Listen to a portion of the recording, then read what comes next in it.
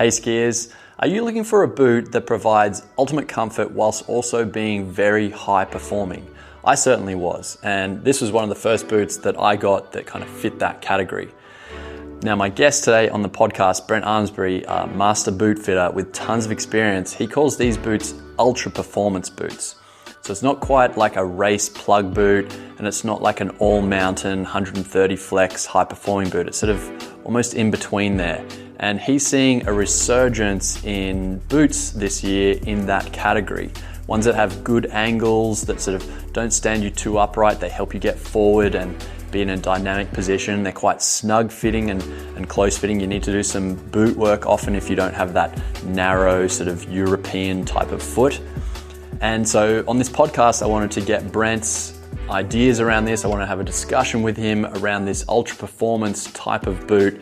So if you're that person, you're that kind of really obsessed with technique, you really want to push the game, your level of skiing up, but you don't want a full-on plug boot, which takes a lot of work and is heavy, but you don't want sort of one of these sort of almost like gone too towards the comfort end, not giving you enough precision and drive through the ski. Well, this podcast is for you.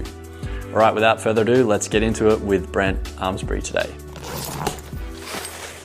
Hey Brent, I've got you on today because I really want to help the viewer. A lot of the people that are on YouTube watching ski videos, they're looking a lot of the time for a performance boot that still is comfortable. And I know there's a lot of boots coming out you're aware of now that fit this bill, and you're seeing maybe a little bit of a trend. And interestingly, this trend we're seeing come back is kind of related to a conversation, the rental boot thing. So I went to Dubai just for fun, and I didn't take ski boots. I used the rental gear, and I was shocked. Made a video about it. About a lot of the angles were like just made me feel like I couldn't ski well. Give us your perspective. What that made you think about in terms of ski boots and angles and trends. Yeah. So, you really got me thinking about not the rental boot per se, but like, have we possibly made, have the trend of boots possibly made them too easy, like too easy to ski? Um, have we moved almost to the point where it's like we've made them almost a little too like easy to be comfortable in them and easy to stand in them, as opposed to the boot challenging us a little bit more to be more on our game? And I'm not saying like the boot has to be like really brutally hard. I'm not talking about the old days of lang bang and people getting bloody and painful. I'm just saying that maybe we've over commercialized the boot a little bit, like just made it a little too creature comforty. And now we're possibly seeing a resurgence back to boots that kind of say, let's put some more horsepower, more torque, more energy into the ski. And yeah, they might shock you a little bit at first, but you learn how to become better Because skiing. you in the shop had customers coming in saying, I'd bought this boot, recommended it was the bee's knees kind of all-terrain style boot. And what sort of feedback were you hearing?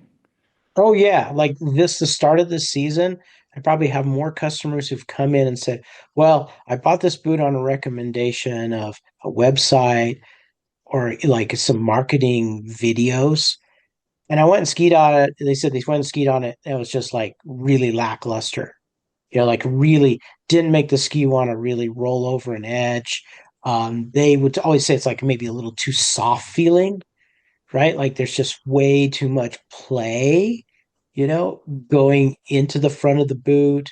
Um, they were like, it was comfortable, right? Like they would always say it was comfortable, but right, like as if they had misgivings about buying a car that was like, oh, it was comfortable, but boy, it gave me no joy to drive it.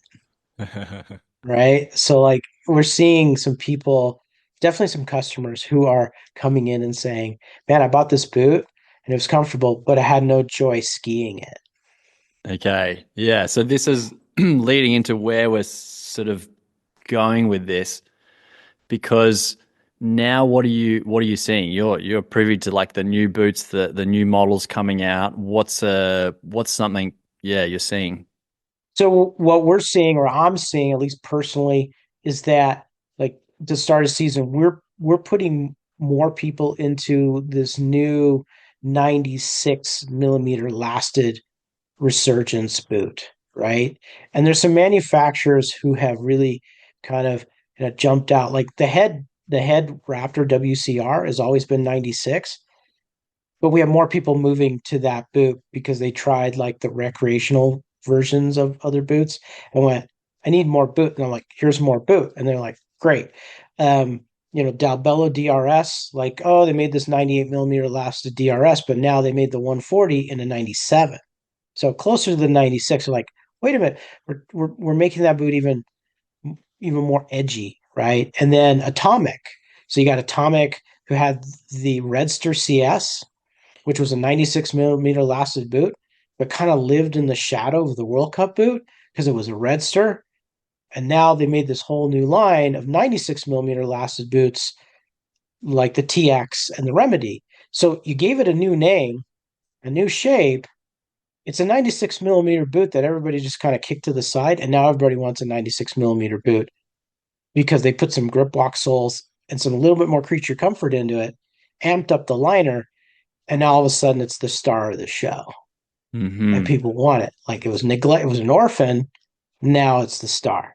And it's these are great boots. The Technica Firebird and the Kesley KX series. These boots have been around, but all of a sudden we're seeing this shift back to these more strong, powerful, torque driven boots because I think people have tried the more hyped free ride, easy to ski boots and just went, meh, this isn't doing it. Like I really Hmm. want a ski boot that pushes the edge. Because with experience, like now into my 10th, 11th boot or something, I know now that even though I have a wide foot, like over 107 millimeters wide and a 26, I still go for really narrow. So I want to bring up this conversation that because now it's really obvious. Boots that last is stated on there. I think more people are aware that it moves up and down with the sizes. But I guess can you help give some insight there that just because you might have a little bit wider of a foot or something that you don't need to shy away, but you do need to consider boot work. You know where I'm going Yeah. with this. So help us out with Yeah. not I scaring people, but making people aware of this fit and maybe the benefits.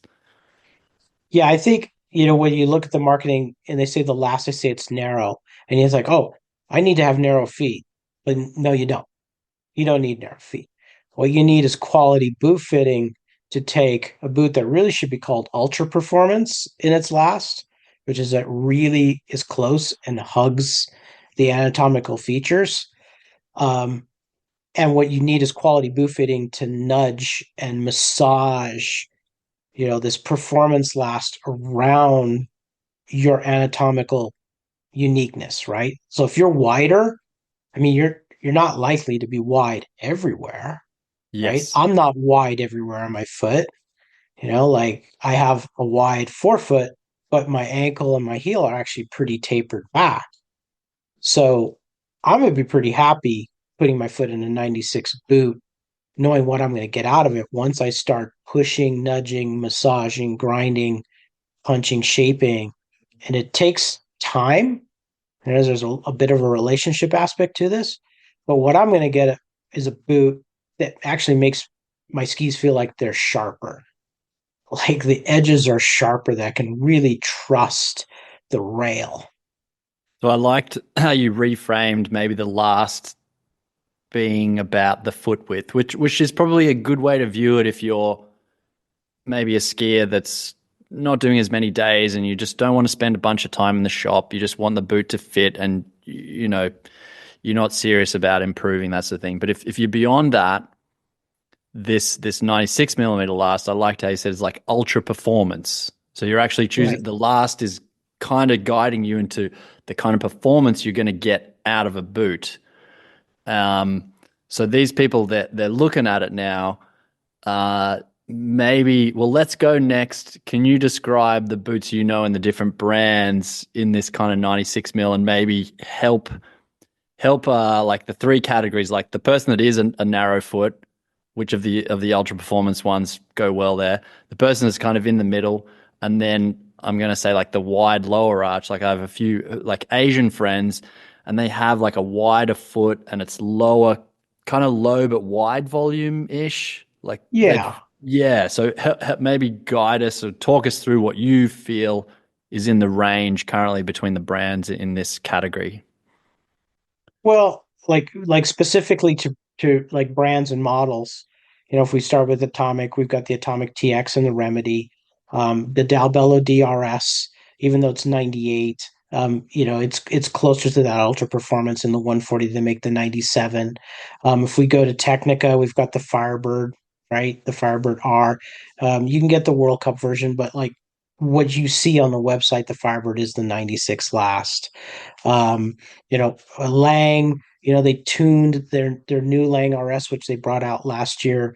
It's a 98, 97, but really, it again steers more towards that 96 style of boot with a thicker shell wall. We have, the Kesley KX series that's always been really narrow and really tapered, almost to a fault, because you need a good boot fitter to make a Kesley fit, right? Like to really not want to bite you really hard, right? Okay. Fisher, they built a 95 last, 96 last boot a while back, the Podium GT. It went away. Again, kind of lived in the shadow of its World Cup brethren. And so they don't have a boot in that category right now, but I would imagine they will eventually soon because of its kind of coming back. If you've got the Doberman 5, which is 95, 96 last. Like that's a really powerful boot, and I've recommended like that boot to a lot of instructors because there's a lot of room to work with it, and you shouldn't be afraid of that boot. Head. K2, they built this a new boot with double boa, right? And it's a low volume last, but they put more aggressive angles on it. It's like a comfort but aggressively, stanced boot. I don't think it really falls directly into the 96 last, but they're saying with the boa it kind of pulls the last in. That's a little bit of controversial, but that we see this trend, like there's this separation, right? So these manufacturers are saying, look, these LV boots that we made, these 98 millimeter lasted LV boots, the comments have been, oh, the boots need to be comfortable. So they kind of just kept pushing them out and like making them more commercialized. Well, now they look more like the mid volume boots, and they're like really, they stand up taller, they're really easy to ski. And so you kind of like some of these manufacturers even drop those boots. Dalbell like, no, we don't even make the Krypton Cabrio in a 98 or 97 millimeter last anymore. So they got this big gap. So we're seeing manufacturers go, well, we've had this 96 millimeter category all along, and now we're kind of killing off some of these LV boots. So 96 is like the new LV, and yet on steroids, right? It's got more power, more performance, and we're seeing people gravitate. Like, I want more performance, so what's out there? And so by just adding a little bit of creature comfort, it's kind of become alive. It's like it's resurging. Dalbello even makes GripWalk soles for their DRS. Like you can just, oh, what sole do you want? Do Yeah. you want an easy to walk sole that's got better grip, or do you want the slick racing soles? But you can take one boot and turn it into a little more SUV-ish, and you take the same boot and make it, more of a club racer just by the sole you put on it. Okay. And that Would wasn't you, available before. okay. Yeah. Would you dare to kind of categorize like bunch a few of these boots for those three stereotypes or the kind of groups of foot types? So they, if they are in that's kind of my foot. I want to go search out a shop that at least has one of those in that range. Would you be able to help kind of, yeah, dare to do that? Like kind of group them in what you feel would suit them better, or no? In the 96 millimeter last, I'm very comfortable with putting a wide variety of feet in them because they do hug the foot so well. So if you're wider and lower, these boots are already lower in the instep, so I can just make width. If you're tall and narrow, I've got these really good boot boards. I can lower your foot all the way down in the boot to give you more roof height. So That's a instead of really you, good point. yeah, Do you want to just explain that? Because I think like explain the pain point that person might have been experiencing and then gone to a high volume boot, but lost. Yeah, just explain that one because that boot board adjustment thing, I think that's important. yeah. So like a lot of the high performance 96 millimeter elastic boots have racing style boot boards. Some have a little softer, but you can grind them, right? They're thick and you can grind them down. So you can make vertical room in the boot. And not Yes. only that, because you got a thicker shell, I can grind and localize that high foot. Like there's a point where that high foot, that tall, narrow foot hits the top of the boot. I don't need a high volume boot to deal with that. I just need to isolate that area and recontour it. And I can assure you, you're not going to have that pain point anymore. But you get the narrowness and the performance of the anatomical fit. But just using the boot board and recontouring, you get it comfortable with all the power. Mm-hmm. Brilliant. Okay, good. So now I sort of interrupted you there. So we're saying you're happy fitting a lot of kind of shapes of feet into these types of boots because of that.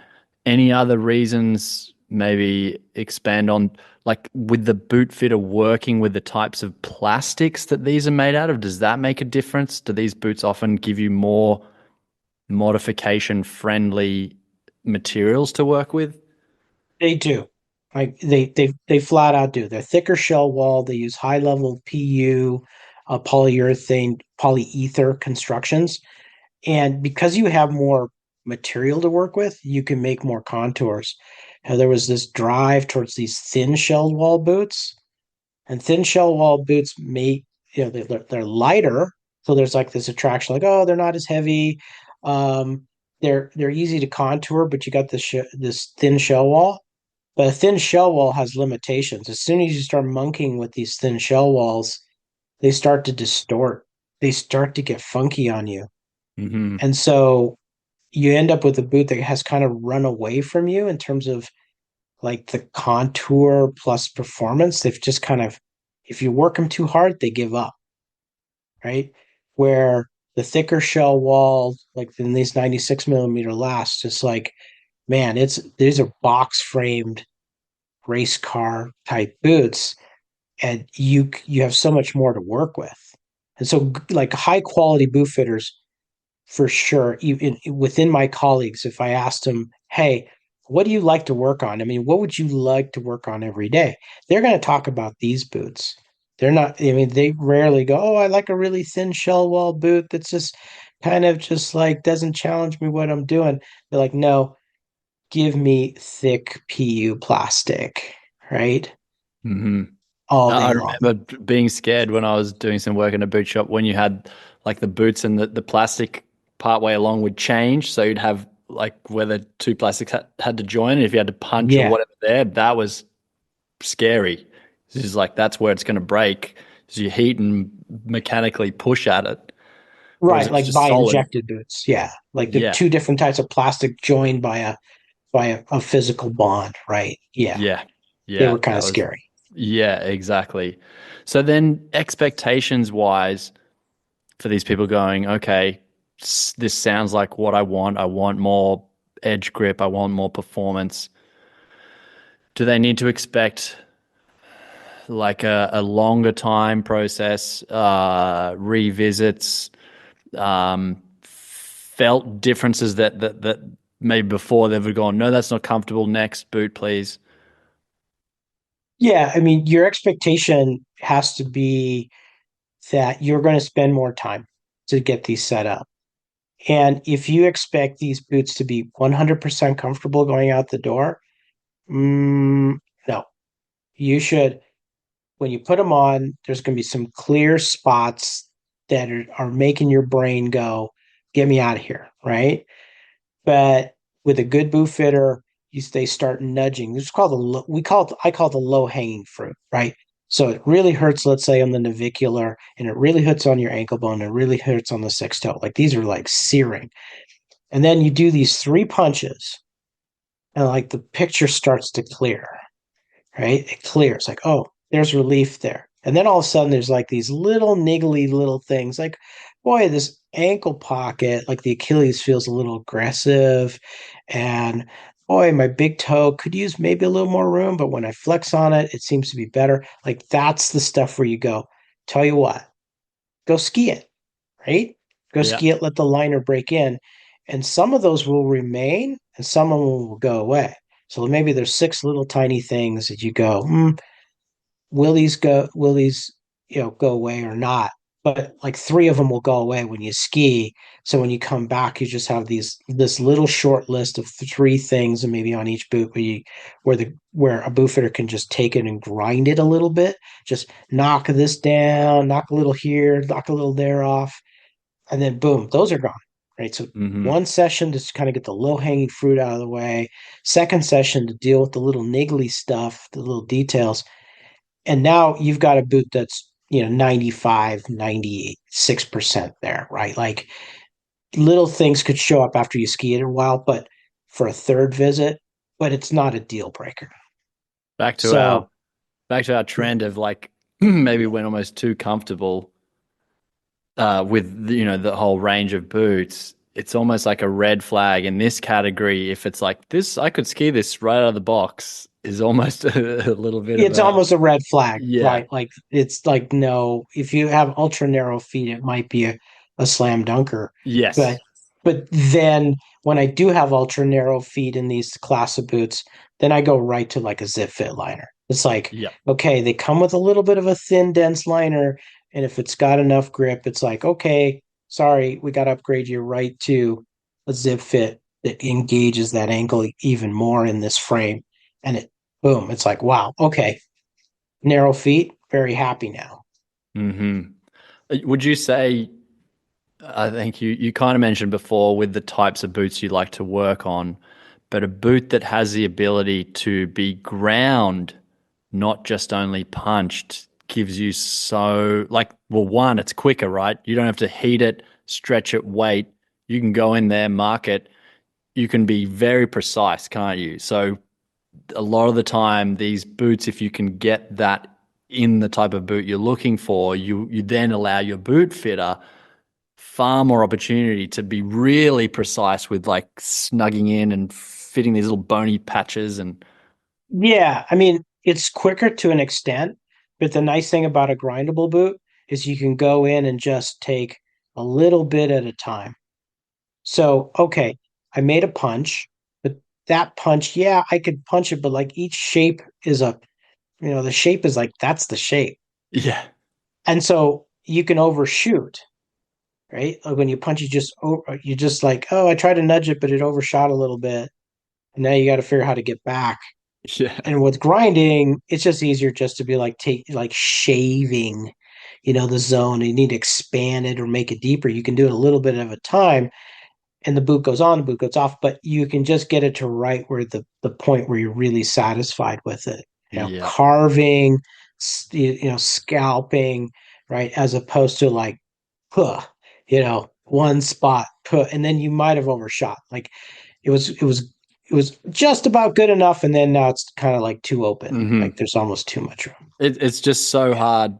I mean, you with all your experience, that's helpful, but to stretch a boot and know the how much it's going to come back, And every plastic, even probably every year, if they make a new boot and the plastic has changed the color, you're not 100% sure that it's going to come back the same as the old Atomic did, or if it's going to go Right. right. That's the tricky thing with the Yeah. stretching, but the It grinding, is. as you Yeah. said, you can see if you're taking half, 1, 2 mil away, it's more the measurableness of it makes it really workable.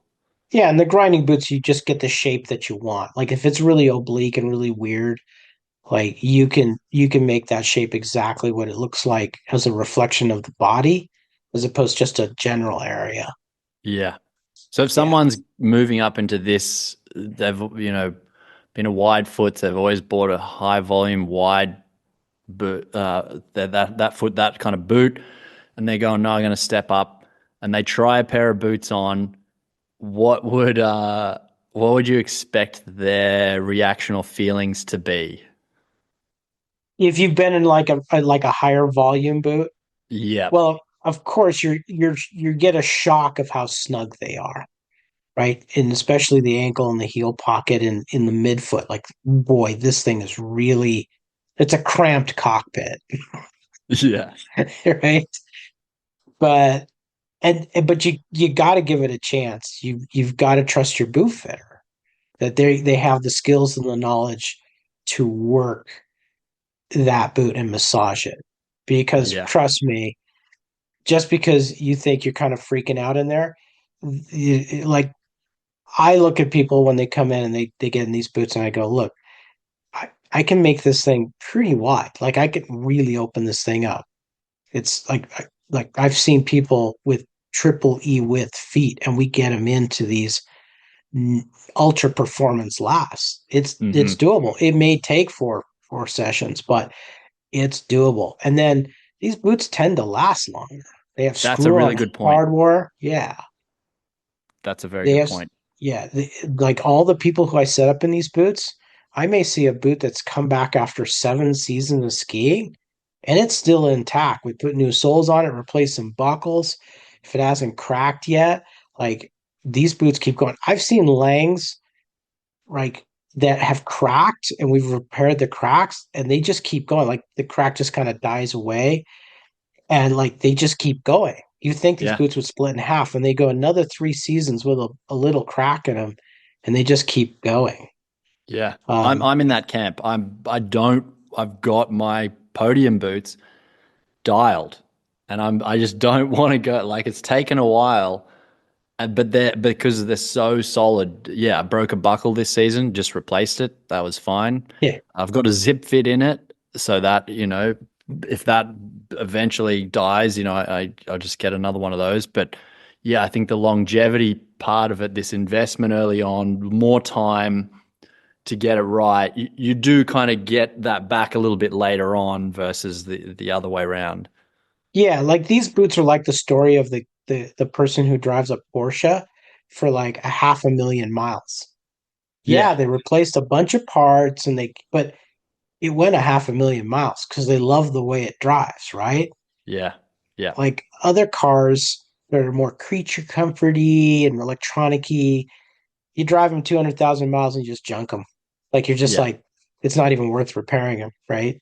So that's kind yeah, of like the recreational performance category is like, yeah, we can go about 150, 200,000 miles and then you just junk it, right? Or yeah, like the 96 class boots and in the World Cup boots, these are the 500,000 milers, right? Like yeah, they can keep going. You can keep the nut as your foot changes, you just grind a little more, yeah, right? yeah. You just, make I, I, changes as I, you go. I should say too, a lot of the things in this boot you can't feel in the shop how much of a change and effect it has on the actual snow experience, which is tricky. Do you know what I mean? Like, Yeah. and if you've not experienced that, it can be hard to like get the buy-in to spend the time, spend the money with the boot fitter, getting it right. But holy cow, yeah, when you get the snow experience with and you realize that we're not just talking crap here, like it edges better. You can go faster and you don't feel like as unstable you just charge through chop like nothing else. I was talking to Right. Joe Dunn, Ski Dad, and he said, you know what, I prefer my race boots in the powder to the full tilt boots, which you'd think would be the other way around, but it's because it just holds him so solid that even if he gets a bit back and wheelies, like the boot just brings him back to this athletic position, and he's back on it again, which is kind of like counterintuitive. True. It almost feels as if we went a little like manufacturers just went a little too far with the more uprighty stance, right? Like there's like, oh, we got to ski really upright, really relaxed, because we're just skiing a bunch of double rocker stuff. And now we're like, oh, maybe did we just make it a little too easy? A little too uprighty? And like this Japanese YouTube site, like they have this image of your stance, and if your knee, right, the flexion of the knee point is not over your big toe, they're like, no, like if you're too upright in the boot, you can't ski. You gotta challenge your forward lean a little bit. And I know some people are gonna just freak out when I say this, like, oh, wait a minute. Like I don't have great range of motion in my ankle, so I need a boot that's more upright. It's like, yeah, but we can get a little more forward. Like we can actually find a little bit more threshold. A lot of manufacturers, I feel like boots used to challenge me much harder with my low range of motion ankles. And now it's like every boot I can try on the free ride category, it's like it doesn't even matter, right? Like these all stand upright the way they Mm-hmm. shaped them. And then I Yep. get into a 96 last boot, and it's like, boom, more forward lean, but it's not that bad. It's like, yeah, I can Yeah. work with this. Like Yeah. I may have to do a little tweaking, just find the really happy point, but by playing with like ramp angles on the skis, like the delta angles, I can take a high forward lean boot this way and just flatten out my ski, Mm-hmm. and I get the best of both worlds. More forward lean, close down the ankle a little bit, get faster reaction, but I can still feel like I'm not out of balance, right? Yeah. So, Yes. And yeah. I feel like that point of your knee just sitting a bit over your toe, I think you'd have to be like really very, very bad ankle flex to not be able to like be like there, like that, beyond that, Yeah. sure. But I think even with like a 16-degree forward lean, I think there would be a fair amount of people still in the like I've got limited range. Like even my wife, she's crap range of ankle motion, but yeah, she's in a boot that she noticed when it went upright. She's like, I can't get forward, so we had to. Yeah, she's like, I can't ski as Exactly. well as I can. We were in Japan, and it's like, oh no. Yeah, it's almost like the industry kind of snuck it, like they kept sneaking towards these shapes that got us more and more upright, and it almost feels like we just went a little too far. And now these 96 clacks boots, you can clearly see them. They're coming back. They're like, we need to get more Hmm. flexion. So I'm going to re-emphasize the point of down this road, you're going to need to invest a little bit more money and a little bit more time to get the good outcome. And you're going to need to develop a good relationship with your boot fitter because there is a bit more work done. Unless there are people that are lucky, bam, into the Doberman. Yep, this is Right. good. Little grind here, and then I'm happy. But that's probably in your experience. Would you say that's definitely on the less end? Like, Yeah, that's a smaller percentile. yeah, yeah. Yeah. So you got to be prepared for that. I just want to mention that now. So expectations, I think, I think it's brilliant if we can help people realize what it is, and then they know the time that's going to be spent doing it to get that kind of fit. So anything more on that? You being at the boot fitter end, me being someone that's coming in and saying, make this work for me. Any more advice or words for the listener looking for the boot, coming to their boot fitter? Like maybe even are they going to be, because, REI, I don't want to, like they're not, those kind of places are probably not going to be able to fit this type of boot. They probably won't even carry the range. But any like little hints that a shop, because a lot of your shop is awesome. People know of it. People will recommend Hmm. it. But what if you don't know? Are there like signs like, oh, they'll have race boots on the wall, or you'll see the workshop out the back, and there'll be like someone grinding a boot? Or Yeah. I mean, those level boots do take they'd require the better boot fitter in the store, right? I mean, if you're going to buy into this and invest in this, you definitely want to go, okay, who's the most experienced boot fitter in the store that handles these boots? They may say, yeah, that person's pretty booked out. There's one person who just kind of really specializes in these. It's worth the wait, right? It's worth being patient and having that person with the most amount of experience set those boots up for you. And then realizing it's not a rush in, rush out situation.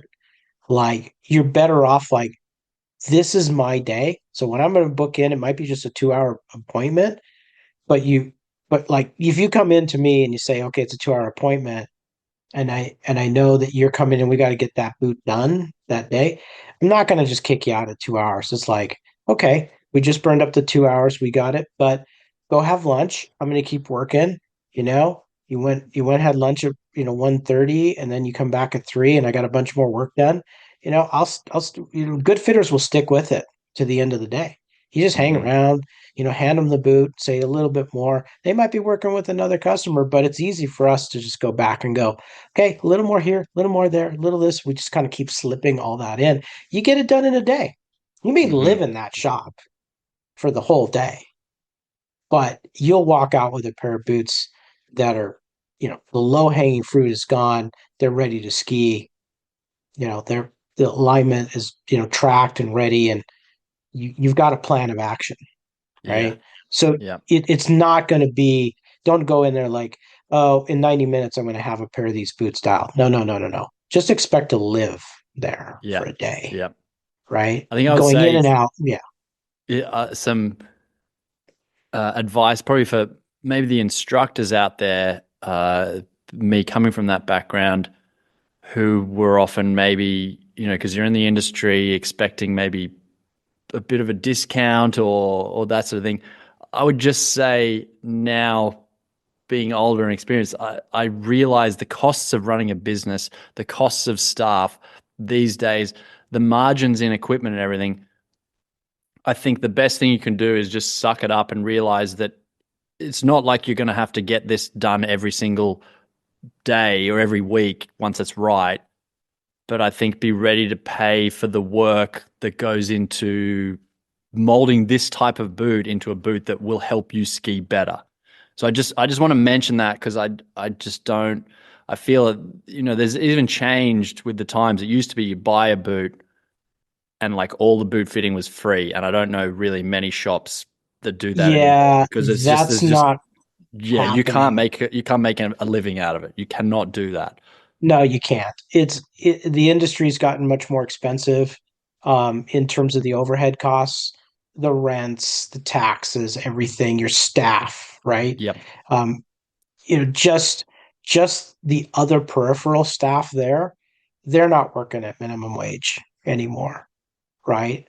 So, and they're supporting the boot, they're part of the support for the lead boot fitter, right? Yeah. Because they're taking care of all the tourists and the people who just want nice, comfy fits. But you have to pay them a livable wage, these days, and they Hmm. have to make a decent living, and especially when most of these fitters are now congregating in ski areas, which have some of the highest costs of living in the nation, right? Yeah. Yeah. So the days of like when I started working in the industry, minimum wage I was more than happy to take minimum wage because it was like a lifestyle job. And the life around me wasn't that expensive. So now you can't, you just, that doesn't exist anymore. It's no longer people working for um, low, like lower wages because they're in the industry for the fun. They actually have to make enough. So, Exactly. okay, so just to answer your question a little more direct. So you're an instructor, you buy a boot like this on Proform. no, you're not going to be able to go in and pay a deducted labor rate because you're an instructor. No, you're going to pay the brain surgeon rate, right? The best brain surgeon out there is not going to be an inexpensive doctor. So it's the same thing. The best boot fitters don't work for low rates. Yep. Yep. They And I work just think for, that's really yeah, important. I think that's really important yeah, to mention because, I mean, you and I both wish it could be really a lot cheaper, but it's just not the way. And I think if you just have that understanding, just the world is more expensive now and it's not the way maybe it used to be in the past. Just accept it, and I'm sure you'll be able to get around it. And it's not an ongoing weekly, monthly cost. You're paying for someone's yeah, expertise to also yeah, be in the industry that the ski instructor is in, loving it for the same reasons. You know what I mean? Like, right. So just like a quick comparison, I found out my mechanic for my car, that shop is $210 an hour. That's the labor rate. wow. Okay. Yeah. So yeah, like, Yeah. and Exactly. my hourly rate is below that. Yeah, yeah, yeah. You've got So in a different skill like area, boots, mechanical, like same amount of experience and level there going on. But yeah, yeah, so anyway, I think that was an important thing to bring up again with the expectations thing. Um, sure. But it's hey, worth it, right? yeah, These boots, these are the Porsche slash Ferrari, Lamborghini-ish, Mercedes S classy boots out there, right? So yep. these boots are really quite hot ship, powerful boots. They will make your So skiing better. Like yeah, so you will be able to it's ski faster, better in them. Like yeah, if that's what you're after, it's worth it, you'll get it right? out of It's them. worth it. Yeah, Hmm. you're going to get your money back. Trust Yep. me, with big smiles and ski performance and hooking up the edge and railing the ski, um, that you may have never experienced before, That's right. and There's a have you reason. confidence. Yeah, you see Yeah, all these top skiers are in that kind of a boot doing what they're doing. Part of it is what that equipment allows them to do, and yeah, get their skill level up. I mean, sure, they can go back down, but to get up to that point, you need something that supports you up to that point to feel the skills, the power, the speed, the time and the reaction forces. You kind of can't really get up there in a mushy thing. You just don't. Your brain won't let you do it. It's too kind of risky. It senses, nah, this is no good. The ski doesn't react in a certain way. So even if they are in a like slightly dialed down, I guarantee they've probably been beforehand, racing to a high level in a very stiff boot, learning to feel these things to then be able to yeah, like back it off. Would you agree with that? and yes, I would agree with that. And I think an important point I like to make is that we're not talking about plug boots, okay? That we're not talking about the 92 millimeter lasted thin leatherish liner boot. We're talking about the 96, which shares a lot of the performance of the plug boot, but the liners are plusher. They're built for all day. They can take the 8 hour session, not the 2 hour session. And the angles are similar, but they're just not quite as they're demanding, but they're just not quite as Formula One, right? Yeah. Yeah. So more of a more Because of you don't a really want to look, be yeah, feeling every yeah, single bump which those boots will yeah, give you. It's not, right. because you're not And I looking had for split seconds. a client today who came in with his full World Cup Dobermans, and he's like, "Yeah, I like the way they ski, but man, I want a boot." Like he wanted a boot that could just go a little bit more off piste, right? Like a little more bang it up, but yet still carve it hard. And that's where we fell into a 96 class boot because he Yep. could feel that it still had that energy, but it just wasn't going to be brutal like a Hmm. World Cup boot, right? Like he just needed something more in just a touch tone down, yet still all the performance when he wanted to push it hard. I think, just a thin wafer, not quite so harsh, right? yeah, that's right. So I think that's good. We've kind of now placed this in a spectrum. There is something, the plug boot, if you're first hearing about this, is like what the World Cup, the high end ski races, that's what they're in. We're talking about coming down there a little bit, but not the all mountain type boot. I Yeah. hope it catches on. I think it's a good term, the ultra performance boot, like this category instead of it being a last thing. Because Yeah. yeah, I just don't think that gives the right idea. It's what are you trying to do with the boot, not what is your foot like that should dictate like where your choice goes. Yeah. Um, Yeah, it yeah, shouldn't. It's like, just because you run around in Hokas and Ultras, like these wider toe box shoes, a lot more room, doesn't mean that, oh my gosh, I can't be in a narrow profile boot. that's It's a right. misnomer. Yeah, No, it's an ultra performance creature, not yeah. just strictly narrow. Hey, I wanted to finish this conversation up. I think this has been really good. I've enjoyed it.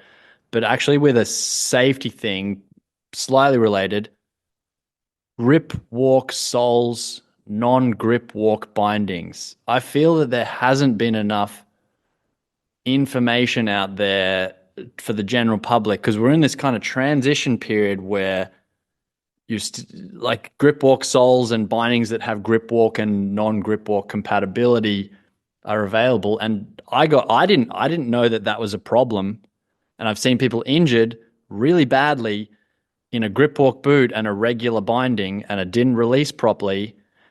And so I Yeah. want to take this chance now for you to, well, maybe can you explain the two, and yeah, and that you have to get this combination right, or you're at risk. Yeah, a lot of men, we're 6 years into this transition from GripWalk, away from the standard DIN, we call the DIN 5355 sole, which is still the sole on plug race boots. And many of these 96 boots still use that sole. But with now sort of these GripWalk 96 boots, you have to have a GripWalk compatible binding. And a lot of these bindings are more recent. Like the question I always ask is, how old are your skis? And if you hesitate and you go, oh, they're like 5 or 6 years old, I'm like, you They're need not a going to new be grip binding. walk compatible. They're likely or not. Yeah, And like the look pivot, they didn't even become grip walk compatible until about 2 or 3 seasons ago. Marker wow. was the first, like 6 year old markers will be grip walk compatible, and then everybody kind of slowly moved in the grip walk direction. Tyroli was the next, and Solomon was a bit of a holdout, and Look was definitely a holdout. But like you got to have a grip walk compatible binding if you have a grip walk Boot. sole boot. Sole, yeah, sole, sorry. Yeah, Yeah. yeah. Some of the Bec- boots you can retrofit. Like some of them you can go back to the standard sole, but you mhm. need to be asking these questions. Like one, how are my bindings grip walk compatible? Um, if they're not, am I going to be buying a grip walk level type boot? And you got to make sure that they interface. Yeah, You got to make sure. yeah. Because I had some real trouble. Archie had a grip walk sole boot, which has been great, awesome, because he doesn't. It's safer walking around the car park and at the end of the day, and easier to walk in. But then he's now ski racing a little higher level, and I'm a marketplace. I'm like, I just want to get a secondhand pair of skis. I don't want to pay $1,000. Find some, none of them grip walk compatible. So I'm stuffed. So I actually ended up having to get another pair of little junior boots Right. that had a DIN norm sole. I mean, actually, a Fisher eventually sent a replacement normal sole for his grip walk ones, which but it was too late. So I actually had to, before this state competition, go and buy a whole new pair of boots so I could use these secondhand race skis because it was cheaper to do that combo Yeah. than get a, because the race skis don't really come with a grip walk compatible binding most of the time because they're expecting you to be in a flat sole Yeah. boot. Right. But manufacturers are now making race style grip walk compatible bindings. Yes, But thank God. you gotta ask. You gotta like, Yeah. if I have, let's say, the Atomic Remedy boot that comes with a GripWalk sole, is this DIN 5 to 16 binding GripWalk compatible? Right. So I can use this high level binding that has the switch that can go from DIN, you know, standard DIN to the new Yes. GripWalk DIN. But they are making them now, right? Okay. But you can't take Yeah. it for granted, right?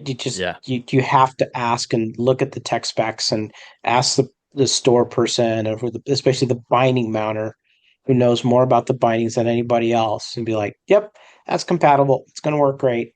Yep. Yeah, Yeah. I'm glad I had oh, you know him, Chris, who moved to Washington State.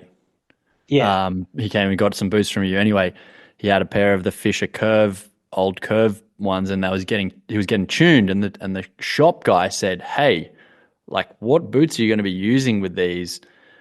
And so he messaged me. He said, "I've been told, do I need new bindings for these?" Now he's in the Lang Shadow, and which has got a GripWalk sole, and I'm like, yep. "Don't ski in those in that binding with that boot."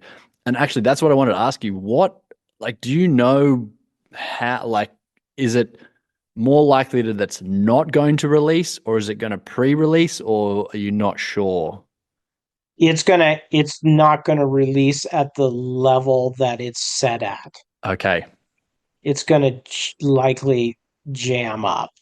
Yeah, okay. That's what I thought. That's what happened with this kid that I was skiing with.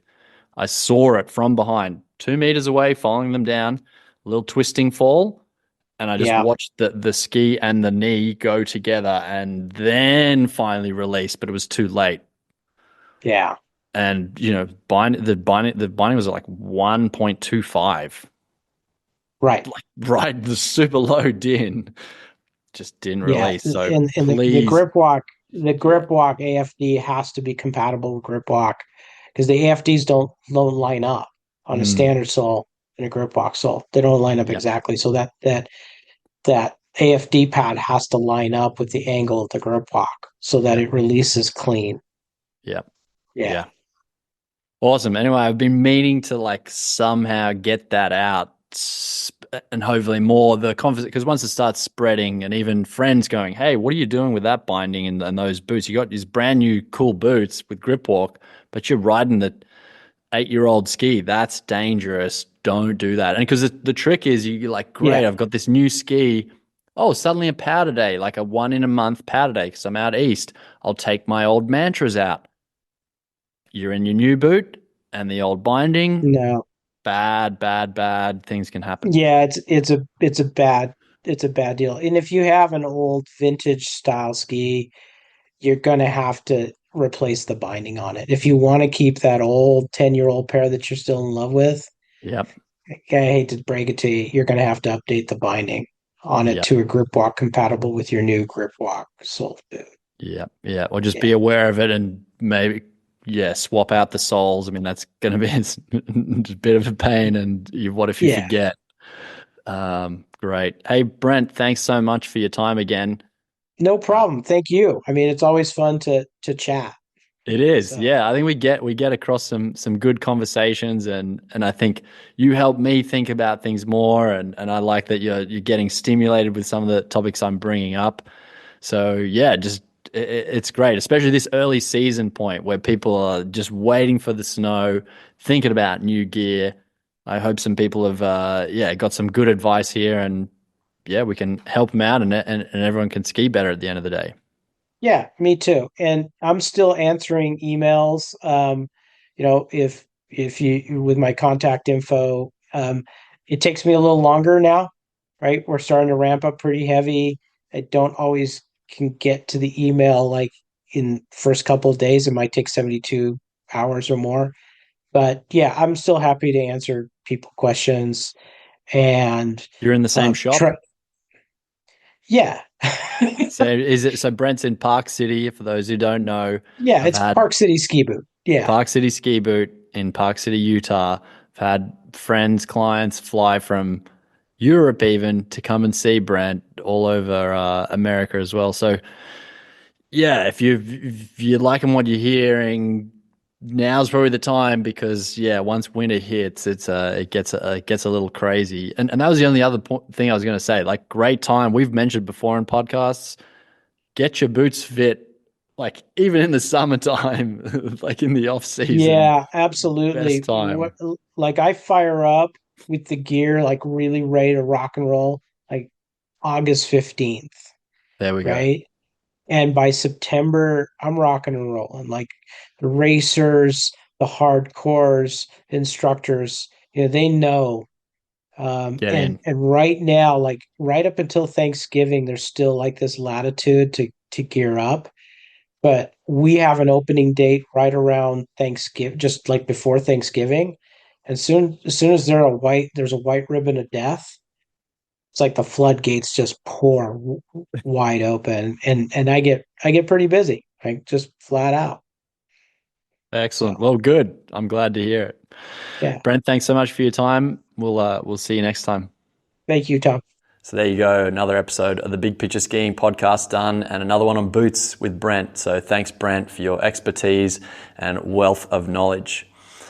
Hey, just a PS from me. If you haven't checked out Big Picture Skiing in this season, you really want to improve, I highly recommend you go and check it out.